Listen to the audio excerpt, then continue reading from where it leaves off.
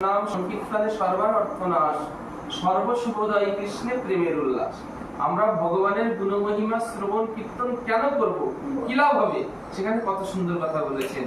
কৃষ্ণ নাম সংকীর্তনে সর্বার অর্থনাশ, সর্বশুভোদয় কৃষ্ণে প্রেমের উল্লাস। ভগবানের গুণমহিমা যদি আমরা শ্রবণ কীর্তন করি, আমাদের যত রকমের অশুভ অমঙ্গল সব দূরীভূত হবে। যত রকমের মঙ্গল আছে, শুভ আছে, এগুলো দূরীভূত হবে। আর এই সমস্ত কথা শুনতে শুনতে শুনতে শুনতে ভগবানের প্রতি শ্রদ্ধা ভক্তি বাড়বে, আমাদের হৃদয় পরিমার্জিত হবে। সেই পরিষ্কার হৃদয়ে ভগবান জগন্নাথ দেব অবস্থান করবেন। এই উদ্দেশ্য নিয়ে আমাদের এই ভগবানের কথা শ্রবণ কীর্তন করা আবশ্যক, খুব প্রয়োজন। কিন্তু কোথায় আমাদের রুচি নাই। তাই জগৎগুরু শ্রীল প্রভুপাদ কি বললেন? বিশ্ব মানব জড়মুগ্ধ রসে রুদ্ধ রাখিল কান, না শুনিল সাধু উপদেশ বাণী যাকে প্রকৃত করলেন। বিশ্ব মানব জড় মুগ্ধ রসে, রূপ রস গন্ধ শব্দ স্পর্শ বিষয় ভোগে প্রবৃত্ত হয়ে গেছে, নষ্ট হয়ে গেছে, প্রসূন নাই, শুধু এনজয় করছে। ভক্তি কি, ভগবান কি, বৈরাগ্য কি, কিচ্ছু জানে না। এটাই তাদের দুর্দৈব। এর জন্য দায়ী কে? এর জন্য দায়ী কে?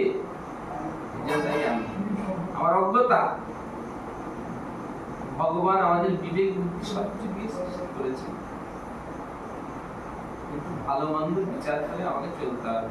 সেই বিচার আমার মধ্যে নাই, আমি পশু হয়ে গেছি।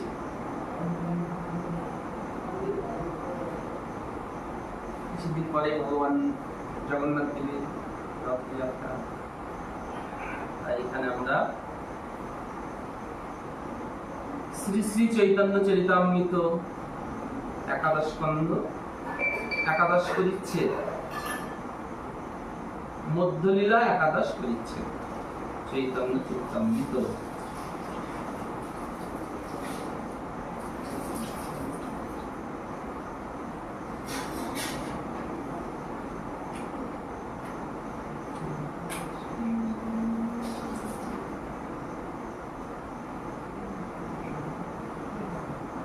দ্বাদশ পরিচ্ছেদ, মধ্যলীলা দ্বাদশ পরিচ্ছেদ। শ্রী গুণ্ডিচা মন্দিরাত্মবৃন্দৈ সম্মার্জয়ন সাধনত সগৌর, সচিত্ত উজ্জ্বলঞ্চ কৃষ্ণকো বেশৌকৈকং চকার। গৌরচন্দ্র আত্মীয় ভক্তবৃন্দের সহিত শ্রী গুণ্ডিচা মন্দির সম্মার্জন প্রক্ষালন